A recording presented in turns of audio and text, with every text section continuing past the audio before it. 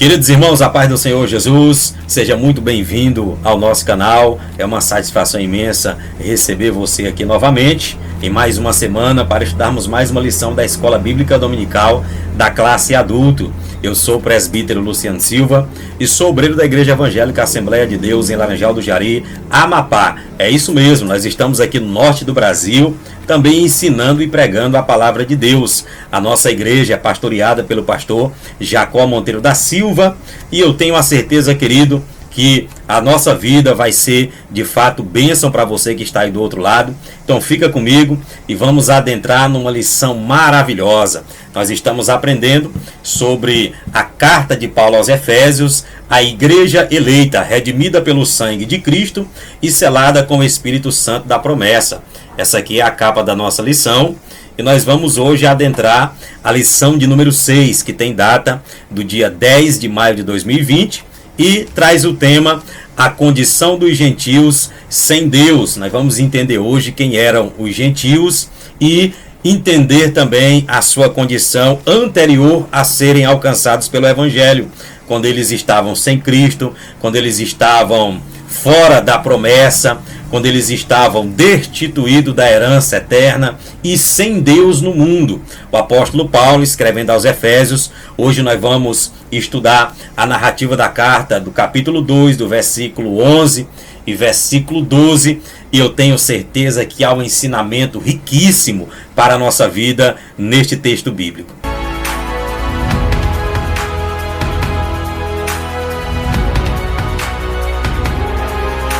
Muito bem, vamos lá. A condição dos gentios sem Deus. Eu quero aqui já para nível de ensinamento adentrar a nossa lição já trazendo o significado do termo gentio, porque nós vamos tratar muito disso no decorrer da lição e eu já quero deixar você a par da tradução, do original desse texto, o que significa, para que você já compreenda logo aí de introdução o que vai ser passado a você nesta aula. Pois bem, a palavra gentil vem do hebraico goim, que significa pessoas não judias, ou seja, quem eram os gentios? Quem são eles, né? É todo aquele que não é israelita, que não pertence a outras nações e que não descendem de Abraão segundo a carne, ou seja, não saíram das entranhas de Abraão. É por isso que o texto bíblico vai nos mostrar que havia um certo desprezo da parte dos judeus que se colocavam em uma posição melhor, destacada, né, de merecimento. Por quê? Porque eles saíram das entranhas de Abraão e eles achavam que a promessa era só para eles. Mas nós vamos entender que o sangue de Cristo derramado no Calvário, o sacrifício de Cristo propiciou que os gentios fossem unificados com os judeus e tornado em um só povo chamado igreja. Apesar de Israel ter sido a nação escolhida, separada, ter sido o povo de Deus, era para Israel ser luz para as nações, para os outros povos. Porém, a nação de Israel, ela falhou em apresentar, em tornar Deus conhecido às outras nações. Nós vamos entender que a vinda de Cristo à Terra foi justamente para isso, para fazer o que Israel não fez. Apesar de Israel, seu povo adquirido, seu povo separado, seu povo marcado exteriormente, que nós vamos falar também da circuncisão, que era a marca externa do pacto, da aliança, do concerto entre o povo de Deus com o seu Deus, ou seja, os hebreus, os israelitas e posteriormente os judeus. Nós vamos entender que eles falharam nessa questão de tornar Deus conhecido às outras nações. Apesar de eles serem o povo escolhido, eram para eles tornar Deus conhecido, mas eles não fizeram isso.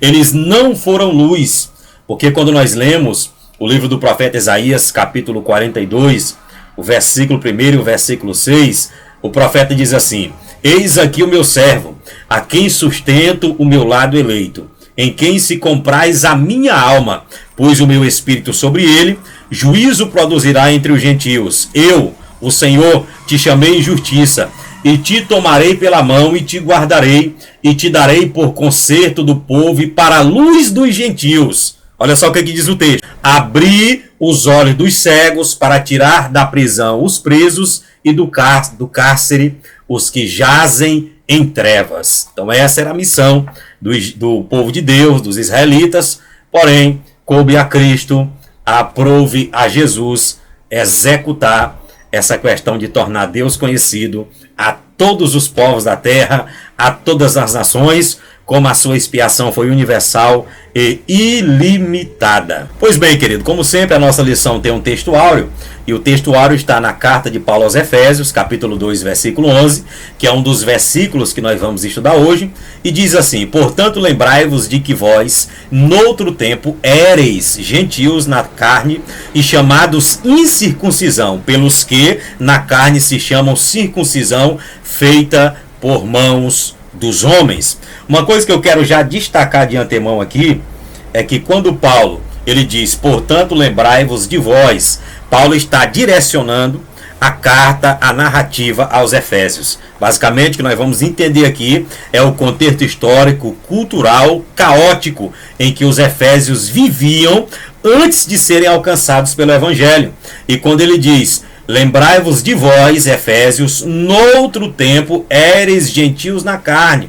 Quando Paulo fala de outro tempo, Paulo está dizendo antes de vocês serem alcançados pelo Evangelho, antes de vocês serem regenerados, nascidos de novo, serem alcançados pela graça de Deus. É isso que Paulo está falando. Paulo está reportando eles para a época em que eles viviam em suas vidas de pecados, delitos e infrações contra a santidade de Deus. Aí ele continua dizendo no versículo, e chamados incircuncisão pelos que na carne se chamam circuncisão.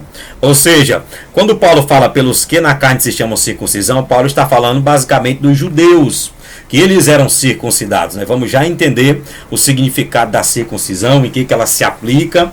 E os judeus tinham um certo repúdio, um certo tratamento contrário às outras nações, os gentios, que eles chamavam de incircuncisos. Aí Paulo conclui dizendo, feita pela mão dos homens, ou seja, a circuncisão era feita pelo pai ou pela mãe do menino ou por um rabino, feita por mãos de homens. Nós vamos aprender hoje também que a verdadeira circuncisão, que é a do coração, não é feita mais pela mão do homem, mas sim pela mão de Deus, pelo trabalhar de Deus, pelo Espírito Santo de Deus, pela obra do Espírito Santo na vida do salvo. Pois bem, a verdade prática da nossa lição, ela diz, outrora sem Deus, por meio de Cristo, os gentios tornaram-se descendência de Abraão e herdeiros da promessa. É isso que nós vamos aprender, que antes eles eram destituídos das promessas, eram alienados, eram nações que não participaram dos pactos que Deus fez com Abraão, que Deus fez com Moisés e posteriormente com Davi, mas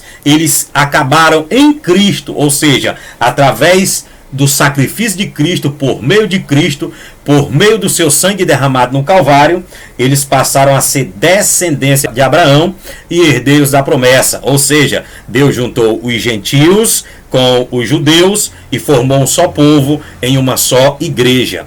É sobre isso que nós vamos estudar nesta lição de número 6. Fica comigo nessa viagem, eu tenho certeza que a sua vida será edificada muitíssimamente. Eu já quero pedir para você se inscrever no nosso canal, dar aquele like santo aí. É isso mesmo, ativar o sininho das notificações, porque semanalmente nós estamos aqui com uma aula abençoada da Escola Bíblica Dominical e outros conteúdos relacionados à Palavra de Deus. Querido, a nossa leitura bíblica em classe está na carta de Paulo aos Efésios, no capítulo 2, verso 11 e verso 12, e também parafraseando com Romanos, capítulo 4, do versículo 12 ao 14.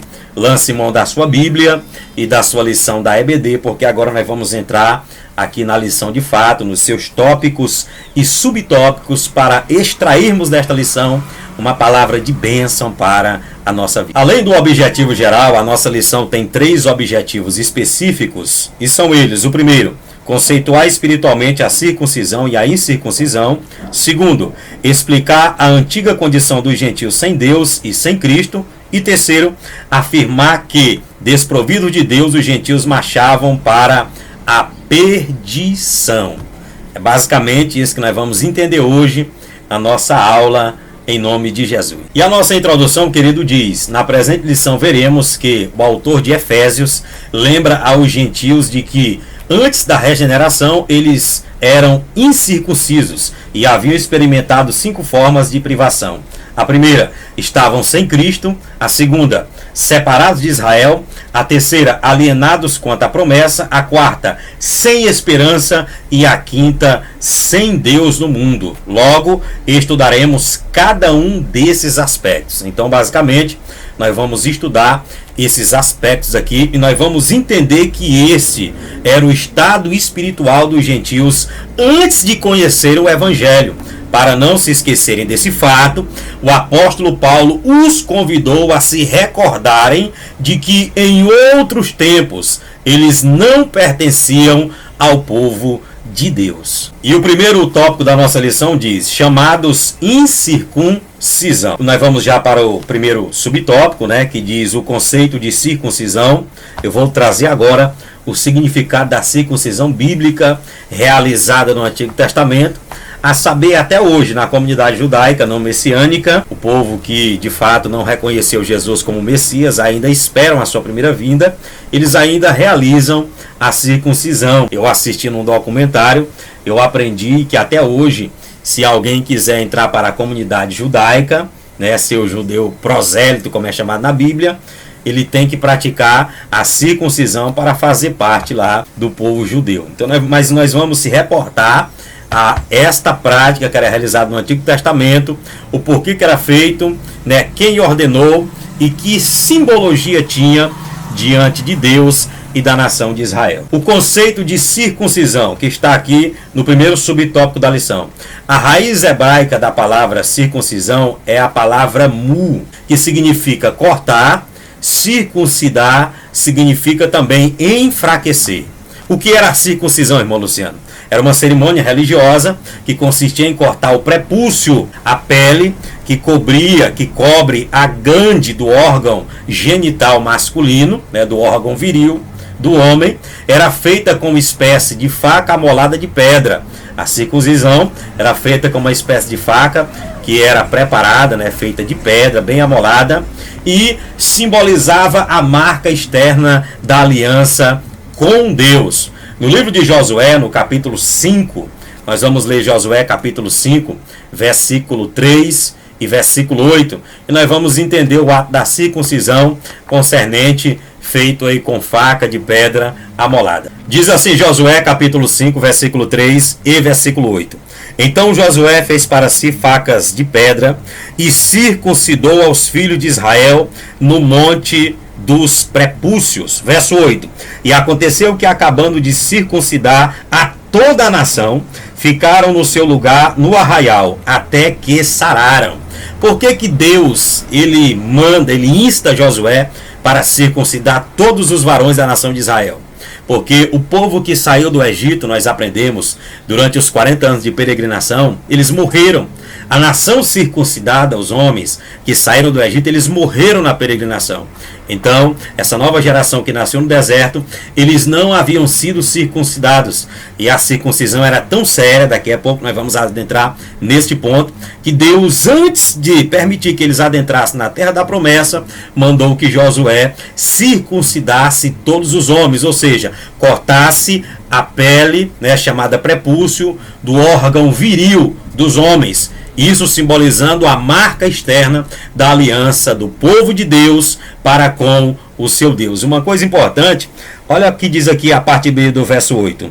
E ficaram no seu lugar no arraial até que sararam. Ou seja, a circuncisão era um corte, arrancava um pedaço de pele e provocava o quê? Sangramento e provocava dores, e tinha que ter um certo resguardo, né? Por isso que o seu significado original também significa enfraquecer, porque após a circuncisão de fato, ainda mais feita no homem adulto, que não era normal, a lei dizia que deveria ser feita na criança com 8 dias de nascido. Daqui a pouco nós vamos entender essa questão mais profundamente. Porém, eles ficavam de resguardo por alguns dias, esperando sarar para continuar a sua militância e a sua caminhada. Querida, ainda no primeiro subtópico, nós aprendemos aqui que Deus, ele faz uma aliança com Abraão. Foi de Abraão, né, para frente da sua descendência, que Deus instituiu a circuncisão como forma de aliança. É por isso que nós vamos ler Gênesis capítulo 17, do versículo 10 ao 13, onde nós encontramos Deus fazendo esse pacto com o nosso patriarca Abraão. Diz assim a Bíblia, Gênesis capítulo 17, versículo 10 ao 13. Esta é a minha aliança, que guardareis entre mim e vós e a tua descendência depois de ti, que todo homem entre vós será circuncidado, e circuncidareis a carne do vosso prepúcio, e isto será por sinal da aliança entre mim e vós. O filho de 8 dias, pois será circuncidado, todo homem nas vossas gerações, o nascido na casa e o comprado por dinheiro, a qualquer estrangeiro que não for da tua descendência. E o verso 14 diz, para completar, e o homem incircunciso, cuja carne do prepúcio não estiver circuncidada, aquela alma será extirpada do seu povo, ou seja, lançada fora, quebrou a minha aliança. Então nós aprendemos que Deus ele faz uma aliança com Abraão aqui no capítulo 17, que todo homem deveria ser circuncidado, todos da casa de Abraão, todos que estivessem no meio do povo de Deus, aqueles que nasciam lá, aqueles que eram comprados, os estrangeiros que quisessem servir a Deus, fazer parte do povo de Israel, deveriam ter essa marca, que era uma marca externa da aliança para com Deus. E o texto diz que os meninos israelitas deveriam ser circuncidados no 8º dia. Levítico capítulo 12, versículo 3 está escrito Deus deixando essa ordem. Mas eu vou citar aqui 2 exemplos de circuncisão no 8º dia de nascido. Nós vamos falar de Isaac e vamos falar da circuncisão de Cristo. Por que Jesus foi circuncidado? Nós vamos entender essa questão agora. Pois bem, querido irmão, Gênesis capítulo 21, versículo de número 4, diz assim: E Abraão circuncidou seu filho Isaque quando era da idade de 8 dias, como Deus lhe tinha ordenado. Então nós aprendemos aqui que o patriarca Abraão, ele passou a seguir à risca essa questão dessa aliança externa, dessa marca da circuncisão. Quando seu filho Isaque nasce, o herdeiro da promessa, aquele que continuaria a promessa que Deus fez na vida do seu pai Abraão, ele circuncida Isaque no 8º dia de nascido. Já no Novo Testamento, na época neotestamentária, a Bíblia diz no Evangelho de Lucas, capítulo 2, versículo 21, e quando os 8 dias foram cumpridos para circuncidar o menino, foi-lhe dado o nome de Jesus, que pelo anjo lhe fora posto antes que no ventre fosse concebido. Então Jesus, ele sendo descendente de Abraão, submeteu-se à lei. Preste bem atenção. A circuncisão fazia a distinção dos judeus dos demais povos da terra, ou seja, os gentios, os pagãos. Eles tinham a marca externa da aliança com Deus. Foi por isso que Cristo também ele foi circuncidado. E o segundo subtópico da nossa lição diz o significado religioso da circuncisão. Seu significado religioso aponta para a santificação. Preste bem atenção. Aponta para a santificação. Era uma aliança de purificação do povo de Deus. Se refere ao abandono do pecado, das práticas idólatras e da sexualidade depravada. Nós, em lições anteriores, aprendemos que em Éfeso existia o templo da deusa Artemis, da deusa Diana, que lá eles praticavam muitas coisas contrárias, como orgias sexuais. Muitos viviam da idolatria, vendendo imagem, amuletos da deusa Diana.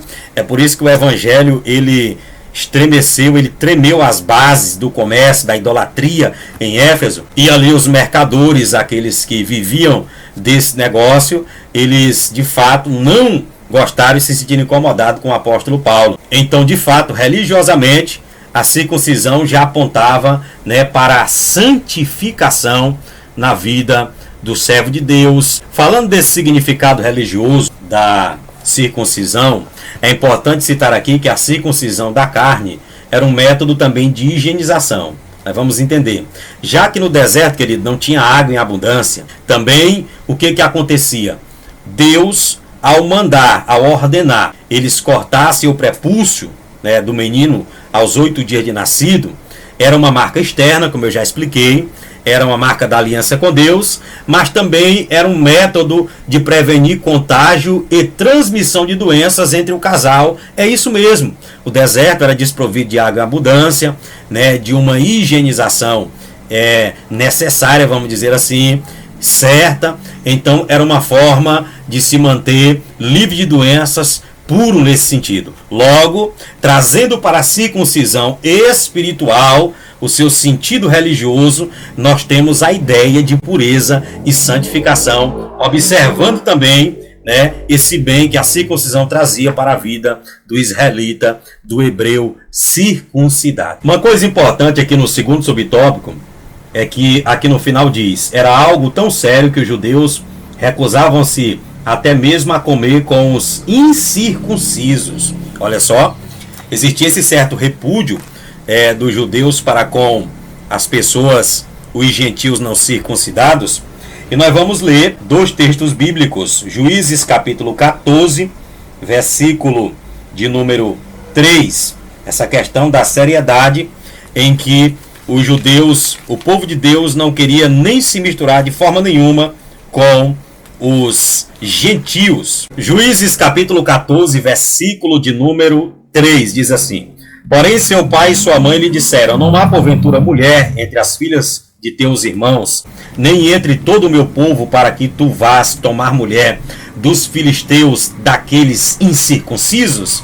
E disse Sansão a seu pai: toma-me esta, porque ela agrada aos meus olhos. Nós aprendemos que o pai de Sansão, ao saber, a ser conhecido da parte de Sansão para com ele, que Sansão iria se casar com uma mulher filisteia, o pai de Sansão se direciona a ele e chama os filisteus de incircuncisos. Logo nós aprendemos que havia essa questão desse repúdio, como diz aqui o comentarista, que os judeus se recusavam até mesmo a comer com os incircuncisos. Então logo nós vamos entender que a união matrimonial de um judeu com uma mulher, né, ou um homem de outra nação não era aceitado por Deus, porque de fato ele não era circuncidado. E se fosse para ser aceito, o homem teria que ser circuncidado para poder assim fazer o enlace matrimonial e fazer parte do povo de Deus. Continuando na questão de seriedade, né, a circuncisão sendo algo sério, eu quero citar outro exemplo, além do de Sansão, que está em Êxodo capítulo 4, versículo 25. Um momento em que o texto basicamente traz uma ideia que Deus, ele intentou matar Moisés na sua vinda de Midian para o Egito, para cumprir o seu chamado, né, o seu envio da parte de Deus, porque Moisés ele falhou na questão de circuncidar o seu filho. A Bíblia diz em Êxodo capítulo 4, versículo 25: então Zípora tomou uma pedra aguda, circuncisão feita por mãos humanas, e circuncidou o prepúcio de seu filho, cortou a pele, e o lançou a seus pés e disse: certamente me és um esposo sanguinário. Esse texto é um texto obscuro, eu confesso aos irmãos, né? Eu busquei em vários comentários uma explicação mais aclarada, mais iluminada, e eu passei a entender que é uma passagem obscura da Bíblia, que certos teólogos não se atreveram a dizer nada mais de que o entendimento que Deus intentou contra Moisés, porque Moisés falhou na questão de circuncidar o seu filho primogênito. Isso é muito sério, irmãos. Então Moisés ia voltando para o Egito, para o meio dos hebreus, com o filho não circuncidado, e Zípora, ela circuncida o menino, e nós trazemos a alusão que a circuncisão era realizada pelo pai, ou pela mãe da criança, ou por um rabino, né, um líder religioso, e aqui nós observamos o quanto era sério ser circuncidado para estar no meio da nação dos hebreus, da nação de Israel. Falando ainda dessa questão de seriedade, eu quero citar mais um exemplo que eu não posso perder, eu não posso deixar de falar a você, né? Isso é importante. Na vida do pregador, do ensinador, sempre nós temos uma aplicação que não pode deixar de ser falada, exemplos, né? Isso é importante. E eu quero citar um exemplo da seriedade da circuncisão para estar no meio dos hebreus, no meio dos israelitas, posteriormente judeus, no Novo Testamento. Quando nós lemos Atos capítulo 16, Atos dos Apóstolos, o livro histórico do Novo Testamento escrito por Lucas, no capítulo 16, do verso 1 ao 3, está escrito: e chegou a Derbe e a Listra. Quem chegou lá? Paulo. E eis que estava ali um certo discípulo por nome Timóteo, filho de uma judia que era crente, mas de pai grego. Nós aprendemos aqui que Timóteo era meio judeu. O seu pai era grego e a sua mãe era judia, descendente direta de Abraão. Olha o que diz os versículos, continuando. Do qual davam bom testemunho os irmãos que estavam em Listra e em Icônio, né? Todo mundo dizia, Timóteo é crente. Timóteo foi ensinado pela sua avó, pela sua mãe. Ele é exemplar. Aí o texto diz, Paulo quis que este fosse com ele, e tomando-o circuncidou por causa dos judeus que estavam naqueles lugares, porque todos sabiam que seu pai era grego. Paulo resolveu levar Timóteo consigo em sua viagem missionária, porém Timóteo teve que ser circuncidado para poder viajar com Paulo e ser aceito, preste bem atenção, pelos judeus por onde passariam. Por Timóteo, como eu já citei, era um meio judeu, filho de um grego com uma judia, e os judeus olhavam para Timóteo considerando-os incircunciso. Por que, irmão Luciano? Porque ele era filho de grego, ele era considerado circunciso. É aqui a questão do comentário, que eles recusavam até mesmo a comer com os incircuncisos. Então o que Paulo faz? Vamos entender aqui. Timóteo foi circuncidado não para ser cristão, entenda bem, mas como judeu, para que ele pudesse transitar livremente entre os judeus daquela época. Foi uma questão cultural, não uma questão espiritual.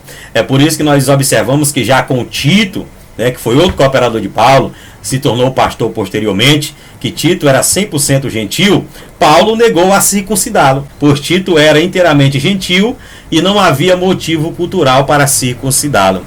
Então Timóteo foi um caso específico em que Paulo, entendendo, né, essa rigidez dos judeus em não ter no seu meio um incircunciso, ele é circuncidado, sendo meio judeu, para poder viajar com o apóstolo Paulo. Pois bem, querido, nós vamos adentrar agora o terceiro subtópico do primeiro tópico da nossa lição, que diz a circuncisão do coração. Para mim, esse é um dos tópicos também de muita relevância da nossa lição, apesar de toda a lição ser importante. Toda a palavra de Deus, ela pode ser aproveitada. Diz um certo ensinador, um certo pregador, que quando você lê um versículo que você não encontra Cristo, você tem que voltar e reler, porque Cristo está lá. Mas a nossa lição sempre ela tem um ponto chave, né, um ponto de mais aprofundamento, uma mensagem maior, e essa questão da circuncisão do coração, que agora é a circuncisão da época da graça, nós vamos entender ela. Olha o que diz. O apóstolo reconhece que os gentios não faziam parte da circuncisão, mas com uma ressalva. O sinal dos judeus era apenas físico e realizado por mãos humanas. Já citei vários exemplos aqui. A boa nova que Paulo traz é de que a verdadeira circuncisão não se tratava de uma operação externa na carne realizada pelos homens, mas a que foi feita no interior, a que é do coração, cujo louvor não provém dos homens, mas de Deus, assim em Cristo. O sinal de quem pertence a Deus não é a circuncisão, nem a incircuncisão, mas sim o ser uma nova criatura. Quando nós nos reportamos ao livro de Deuteronômio, capítulo 10, versículo 16, o próprio Moisés no deserto já falava dessa circuncisão do coração. Não da circuncisão, de cortar o prepúcio do órgão viril masculino, dessa marca externa da aliança do concerto, apesar de ser importante, né? Mas Moisés, em Deuteronômio 10:16, ele já fala da circuncisão do coração. Olha só o que diz o texto. Circuncidai, pois, o prepúcio do vosso coração, e não mais endureçais a vossa cerviz. Então Moisés aqui, ele traz a circuncisão não mais para algo externo, mas para o coração do homem. Mas vamos entender isso, não é o órgão de carne, certo? O coração do homem é o centro das suas motivações, dos seus desejos, das suas afeições. Moisés está falando de uma circuncisão espiritual. Posteriormente, o profeta Jeremias, no capítulo de número 4, versículo 4, ele também falou dessa circuncisão do coração. Circuncidai-vos ao Senhor e tirai os prepúcios do vosso coração, ó homens de Judá e habitantes de Jerusalém, para que o meu furor não venha a sair como fogo e arda de modo que não haja quem o apague, por causa da malícia das vossas obras. Então nós vamos entender que a palavra circuncisão, como eu já disse, ela significa cortar, significa tirar a pele, chamada prepúcio, do órgão viril do homem. Entenda bem, com isso acaba produzindo sangramento, dores, né, por um período de tempo de resguardo. E assim também, querido, figuradamente, a circuncisão espiritual do coração é feita no homem. Ou seja, o coração rebelde do homem é o coração gentil, desobediente, do homem que não quer a Deus, que tem o seu caráter e as suas ações defeituosas por causa do pecado. Aí vem Deus, não mais as mãos humanas, não mais o pai do menino, não mais a mãe do menino, não mais o rabino. Vem Deus, preste bem atenção, e faz a circuncisão do nosso coração. Ou seja, a alusão de que era cortado o prepúcio do órgão viril masculino, Deus vem e corta o nosso coração, faz sangrar o nosso coração. Eu falo numa linguagem figurada. E arranca o prepúcio. E o que era esse prepúcio, irmão Luciano? Era o pecado do coração do homem, fazendo assim uma nova aliança de salvação com o homem. Nós vamos ler Colossenses capítulo 2, versículo 11 e 12. Colossenses capítulo 2, versículos 11 e 12, está escrito: no qual também estáis circuncidados com a circuncisão não feita por mão nos depojos do corpo, dos pecados da carne, pela circuncisão de Cristo, sepultados com ele no batismo, nele também ressuscitastes pela fé no poder de Deus, que o ressuscitou de entre os mortos. Então aqui nós concluímos a questão, o ponto acerca da circuncisão do coração do homem, que é a regeneração, é o novo nascimento. Ou seja, assim como o órgão viril masculino era arrancado o seu prepúcio, Deus também, ele arranca do coração do homem essa carne, certo? Esse mal que nos prejudica e faz uma aliança conosco, o fragmento do velho homem, depois do passado, e nos torna uma nova criatura na sua presença. E para concluir, querido irmão, o primeiro ponto da nossa lição, nós chegamos ao quarto subtópico, que diz a circuncisão da nova aliança. O assunto da circuncisão gerou discussões acaloradas entre judeus e gentios, né? Isso aqui deu o que falar, irmãos. Eu vou aqui já citar a questão do Concílio de Jerusalém, o porquê dessa reunião que foi ali extraordinária em Jerusalém, para discutir algumas questões acerca dos judeus, né, do proselitismo, daqueles que vinham, certo, os gentios de outras nações e se convertiam a Cristo, e saber também o posicionamento dos judeus, os judaizantes, concernente aos gentios conversos. E o comentário continua. Em Antioquia a questão ganhou muita dimensão, provocou intensos debates e culminou na convocação do primeiro concílio da igreja de Jerusalém. O que era um concílio, irmão Luciano? Era um sínodo, era uma reunião, né, um ajuntamento de lideranças para debater muitos temas relacionados à ortodoxia, às doutrinas bíblicas. Nós temos muitos concílios que aconteceram no decorrer da história, como os cânones de Dort, né, o concílio de Nicéia, que foi muito importante. Tudo isso para ir formando as doutrinas, a questão dos embates teológicos sobre a natureza de Deus, sobre a Trindade, sobre a questão de comportamentos cristãos, nova conduta. Então, desde o concílio em Jerusalém, nós vamos entender que no desenrolar da história, até chegar nos outros dias, né, o homem, as igrejas, as lideranças tiveram sempre as suas convenções, os seus ajuntamentos para tratar de assuntos concernentes à fé cristã e à prática correta das Escrituras. E nós vamos entender que no capítulo 15 de Atos, aqui ele cita o verso 1, o verso 2, o verso 5 e o 6, né, o texto diz aqui, continuando o comentário: a deliberação dos apóstolos sobre o assunto, sob a orientação do Espírito Santo, passou a enfatizar que na nova aliança a circuncisão somos nós, que servimos a Deus no Espírito e nos gloriamos em Jesus Cristo e não confiamos na carne. Ou seja, o Concílio de Jerusalém foi uma reunião inicial entre as lideranças cristãs no meado do século I para abordar os gentios não judeus, se deveriam seguir a lei de Moisés. Ou seja, desde o início das conversões dos gentios, alguns que tinham descido da Judéia, vocês observam que eles desceram, foram até Antioquia, né, onde existia uma igreja já firmada. Em Atos 13, nós vamos ver que essa igreja tinha um ministério poderoso, cheio de profetas e doutores. É uma igreja que já tinha base, alicerce, né, doutrinas formuladas em Antioquia, e eles insistiam que os gentios que vinham para o Evangelho, para Cristo, deveriam ser circuncidados conforme os de Moisés. Sem isso, eles não poderiam ser salvos. Olha só o que os judaizantes levaram. Não poderiam ser salvos se eles não fossem ali circuncidados. Isso está em Atos capítulo 15, versículo 1. Observe que eles enxergavam a circuncisão como uma questão de salvação. Esse foi um enorme problema para eles, né? Então nós vamos aprender que os judeus, os judaizantes, eles enxergaram a circuncisão como uma questão de salvação, de que era necessário ser circuncidado para ser salvo. E nós vamos aprender que a salvação, ela é pela graça de Deus mediante a fé. Que nenhum ritual, né, nada que o homem faça, venha justificar ele para ser salvo.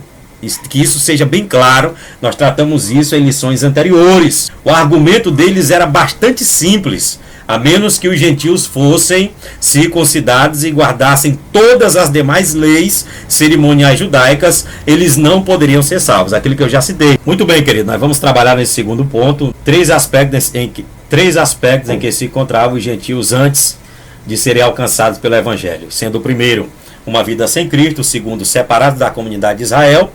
E o terceiro, alienados ao pacto da promessa, né? Olha o que diz aqui. Ao descrever a história passada dos gentios, o apóstolo traz à memória que naquele tempo, isto é, antes da regeneração, o novo nascimento, eles viviam imersos no paganismo e, portanto, sem Cristo. Isso significa que a religiosidade dos gentios era incapaz de inseri-los na promessa messiânica de salvação.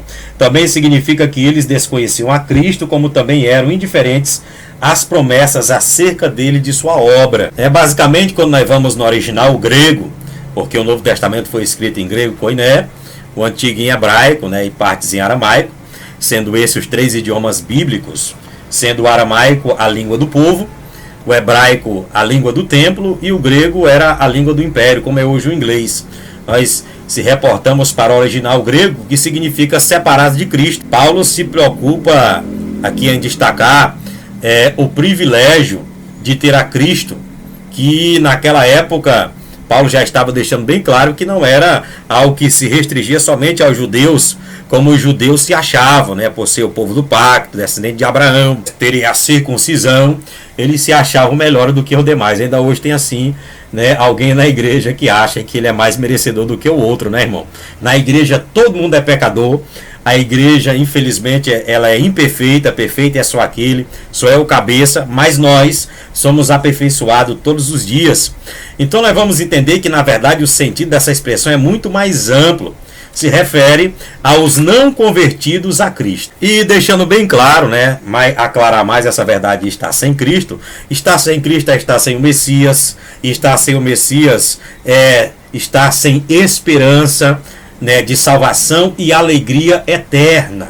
Porém, o propósito universal da missão de Cristo foi o de pregar o Evangelho a toda criatura. Querido, a vida do homem sem Cristo é uma vida sem esperança de salvação.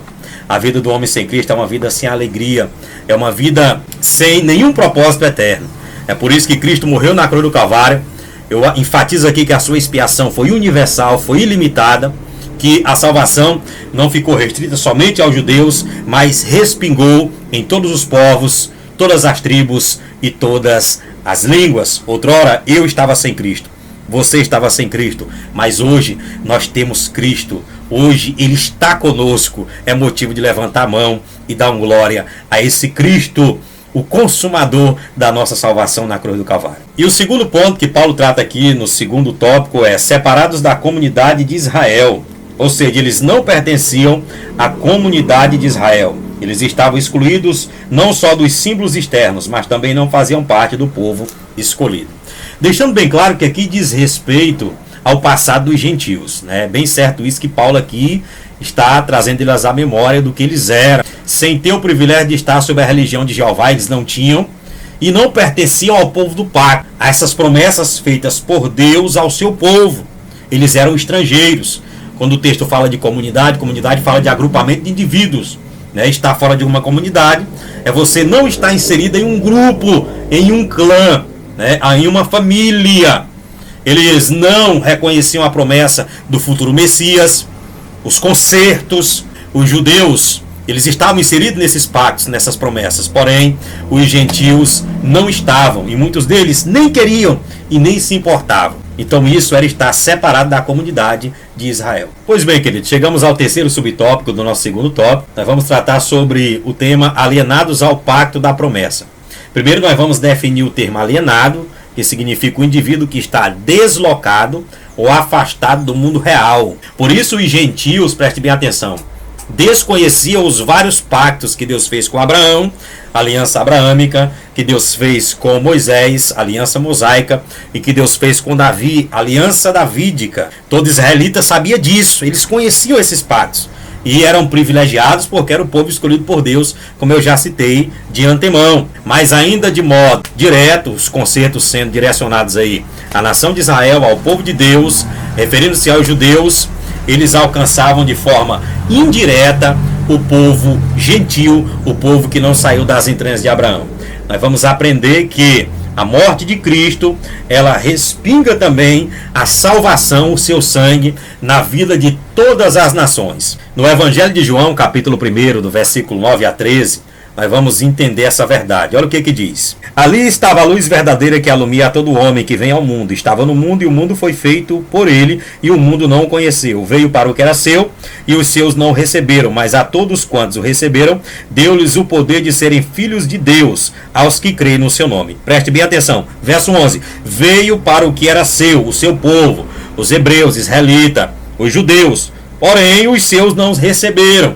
Eles não creram que Jesus era o Messias, de quem falou a lei, os salmos e os profetas. Olha o que diz o 12. Mas todos quantos o receberam, porque ele foi rejeitado, que já era presciência de Deus, Cristo não foi aceito pela comunidade judaica, por muitos, as lideranças, os partidos religiosos. O que acontece? A salvação agora respinga as outras nações, mas todos quantos o receberam, deu-lhes o poder de serem feitos filhos de Deus, aos que creem no seu nome. 13. Os quais não nasceram do sangue, nem da vontade da carne, nem da vontade do homem, mas de Deus. Ou seja, agora a descendência, para ser salvo, não era tão necessário mais vir das entranhas de Abraão, ser segundo a carne dos judeus, mas agora tinha que nascer do alto.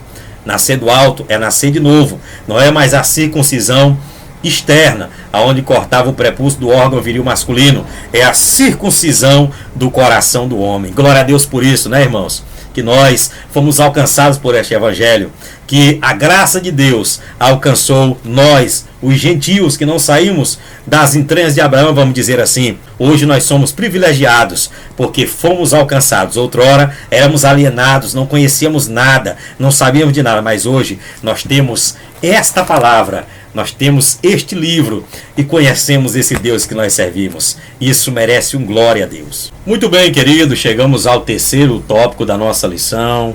Está sendo uma bênção essa aula para você, então compartilhe esse link, envie aí para os seus irmãos da sua igreja, para que eles venham também ser abençoados com esta aula. É isso mesmo. E vamos falar nesse terceiro ponto sobre sem esperança e sem Deus. Vamos trabalhar os últimos dois aspectos em que os gentios se encontravam antes de serem alcançados pelo poder do Evangelho, pela graça de Deus, antes de serem regenerados. Primeiro subtópico da nossa lição, desprovidos de esperança. Olha o que diz o comentário da lição. A palavra esperança traz a ideia de confiança e nas escrituras o seu principal uso está ligado à confiança nas promessas divinas, né? Logo nós aprendemos que a palavra esperança vem do grego elfis, que se refere a permanecer confiante a uma promessa. E os gentios não tinham. Esse era seu estado espiritual antes de conhecerem a Cristo. Eles mesmos ignoravam essa promessa, mas agora, após conhecerem a Cristo, possuem a esperança, maravilha, na graça de Deus para vencer o mundo, firmados na promessa de eternidade com Cristo. Então hoje nós temos essa esperança da segunda vinda de Cristo, dessa salvação eterna, dessa vida, dessa alegria constante com Deus, e nós devemos glorificar a Deus, porque outrora, assim como os irmãos gentios de Éfeso, hoje nós temos esta viva esperança. E para finalizar a nossa lição, o segundo subtópico do terceiro ponto fala de sem Deus no mundo, né? É aí o último estado que Paulo cita no versículo 12. E nós vamos entender que a expressão sem Deus não significa que os gentios não serviam ou não acreditavam numa divindade. Ao contrário, eles eram politeístas, ou seja, eles tinham e adoravam vários deuses, né? Ser politeísta, eles adoravam diversos deuses. Nós aprendemos que, apesar de Diana, Artemis ser a principal deusa de Éfeso, mas era um ambiente hostil e idólatra. Nós cristãos somos monoteístas. Nós cremos na existência de um só Deus. Idólatra, pois acreditavam e adoravam muitos deuses com D minúsculo. Assim, por meio de seu paganismo, estavam alienados do Deus que havia se revelado a Israel, ou seja, por fora, desligados. Isso significa dizer que suas vidas eram regidas pela falsa ideia de divindades pagãs que as mantinham escravizadas em densas trevas espirituais. Trata-se de uma descrição de um quadro calamitoso. Entretanto, infelizmente esse quadro foi alterado pela intervenção dos desígnios eternos do verdadeiro Deus. Então, querido, nós chegamos a dizer aqui, né, que eles eram politeístas, idólatras e adoravam falsos deuses e não tinham o verdadeiro Deus, né? Existem muitos deuses com D minúsculo por aí, mas existe só um Deus com D maiúsculo, que é o Deus que fez os céus e também a terra. Esse era o estado de cegueira espiritual em que viviam os gentios. Eles viviam no mundo de Deus, mas não conheciam a Deus. E nós, né, vamos ler uma referência encontrada no Evangelho de João, capítulo 17, versículo 3. João, capítulo 17, e versículo de número 3. A Bíblia Sagrada vai nos dizer: e a vida eterna é esta, que conheçam a Ti só por único Deus verdadeiro, e a Jesus Cristo a quem enviaste.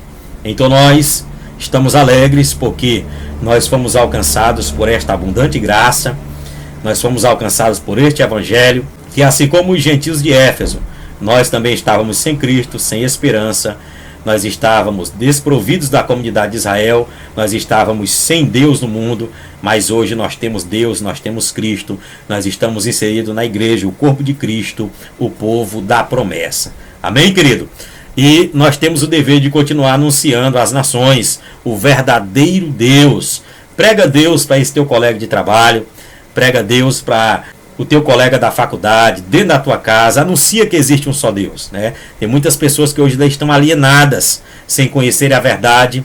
Apesar de hoje nós estamos em um ambiente, o Brasil, um estado laico, muitos não conhecem de fato as realidades, as verdades, estão de fora dessa promessa, porque só passam a fazer parte dessa promessa, só passam a ser eleitos, co-herdeiros da glória com Cristo, quando ouve o Evangelho, se deixa trabalhar pela graça e vem a Cristo pela fé. Então, com isso, queridos, nós concluímos a nossa lição, né? No outro tempo, éramos incircuncisos e estávamos excluídos da aliança com Deus. Separados de Cristo e de Israel, vivíamos alienados ao concerto da promessa, desesperançados e longe de Deus. Um dia, porém, a magnitude do amor divino circuncidou os nossos corações, aproximou-nos de Cristo e de Israel, incluindo-nos na esperança da promessa e revelou a nós o único e verdadeiro Deus. Bendito seja o seu santo nome para sempre. Então, Cristo veio para pegar os gentios, os judeus e unir em um só povo chamado igreja. Amém? Que Deus te abençoe. Foi bênção esta aula para você. Então, compartilhe esse vídeo e acompanhe aí o nosso canal no YouTube. Semanalmente nós estamos aqui trazendo uma aula abençoadora da Escola Bíblica Dominical. Que Deus te abençoe. A paz do Senhor.